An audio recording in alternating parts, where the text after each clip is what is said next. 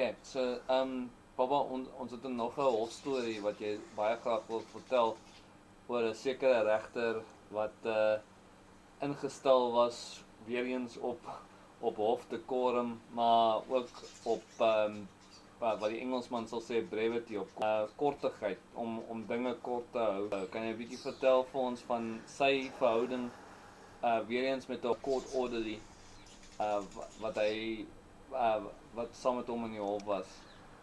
Yeah, although my mother language is Afrikaans, I can do this one in English because this is what happened with an English judge. You know, brevity is a real virtue for every legal practitioner. If you have proper control over the language you present your case in, you do not need 2 words to convey your argument where you can use 1. Now, I personally, over the years, came to the conclusion that if you have an argument before a court, within the first 10 minutes you must be able to convey the gist of your argument. If you don't, you're probably going to lose the strength of your argument in a lot of waffling and puffing and so on. Yeah. As a matter of fact, in the Constitutional Court, when we argue before the Constitutional Court judges, the most senior judge calls us in the morning. Usually it's the Chief Justice, and he at the time, and nowadays she, we've got a female Chief Justice now, she would then set out time limits for every counsel, how long you're going to argue, and how long your response is going to be to your colleagues' arguments and so on. And then the important thing, she would warn you and say, look, you've got a 10-minute argument honeymoon. That's what she calls it. For 10 minutes we won't ask you any questions. So you can say what you have to say within, but after 10 minutes we're going to start to interrupt with questions and clarifications and so on. And it happens. After 10 minutes, the Chief Justice or the senior judge would say, your 10 minutes is up, so if they want to interrupt you, they're going to do it now. And then, if you haven't made your argument at that time, the rest of your argument will get lost because you're now just fielding questions from 10 different directions. So the first 10 minutes for any argument is very important, and therefore you must be able to keep it short, to the point, and make sure that anybody understands what you want to say.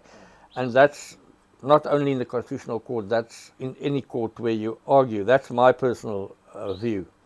Of course, inexperienced counsel often see that judges do not look very convinced with their argument, and then they, instead of being more precise, they start to repeat their arguments. And that's when the judges, especially in the Eastern Cape, the older judges would quickly say to you, repetition of your argument will not improve it. So if you have got nothing better to say, just sit down, please. And so again, it's important to have your argument and as short as possible. And you must also remember, when you argue before the High Court or Appeal Court, Supreme Court of Appeal, or the Constitutional Court, the judges have seen your heads of argument. Yes. So they know basically, you don't have to lecture them on the law, for example. They know what the law is, and they've read the cases you referred to and so on.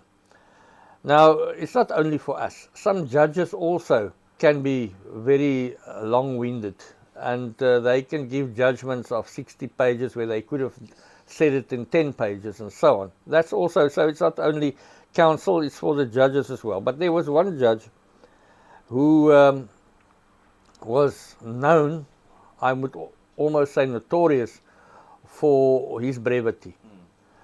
He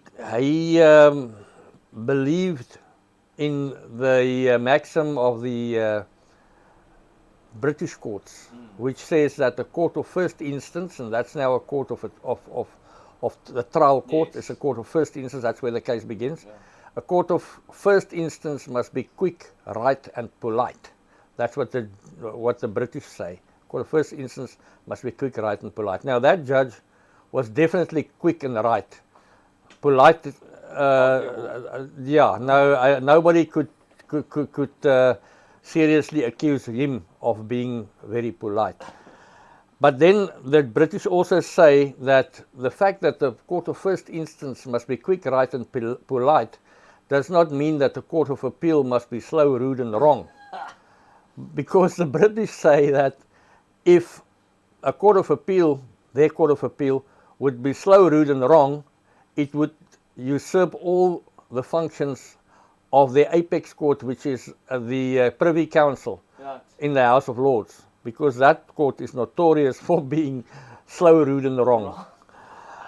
Fortunately, in South Africa, our apex court is a constitutional court, and my personal experience is not that that court is necessarily slow, rude, and wrong. They're actually remarkably quick, especially the previous Chief Justice was very much, or the first, no, not the first, the one before the last, especially him, he was very insistent on quick judgments and so on. So, and it was actually working for us. But then I referred to this judge who was well known for being quick. He was known for his short judgments. He didn't suffer fools gladly. He quickly would cut you down to size if you talk too long and so on.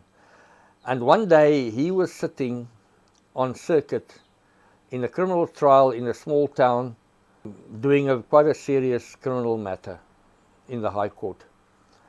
And next door to the court in which the High Court now sat was the magistrates' court, and as it goes in the magistrates' court, they have many cases on the roll, and many of those cases are just being postponed, and then many are guilty pleas, and so there's a constant flow of traffic through that court, and every time when a case is finalized or postponed or whatever, the court next doors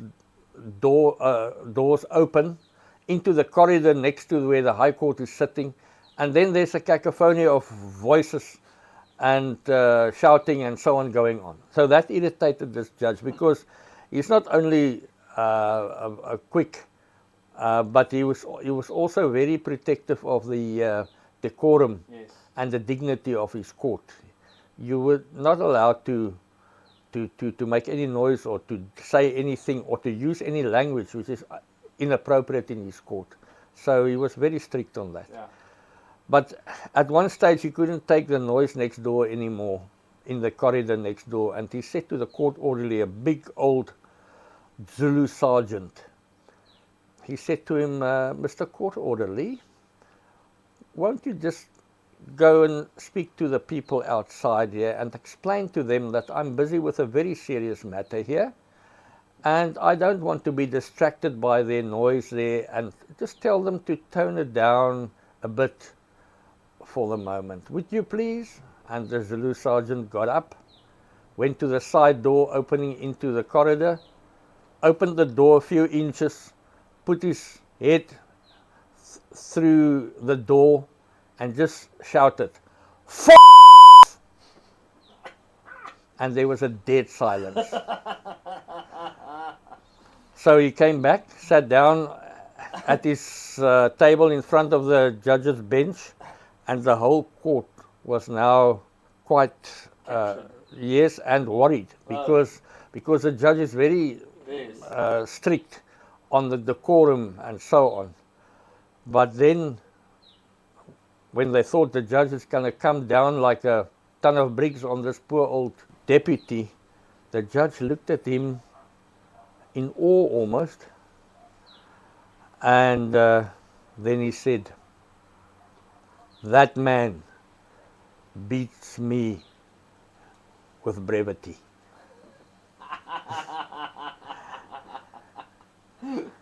Beautiful.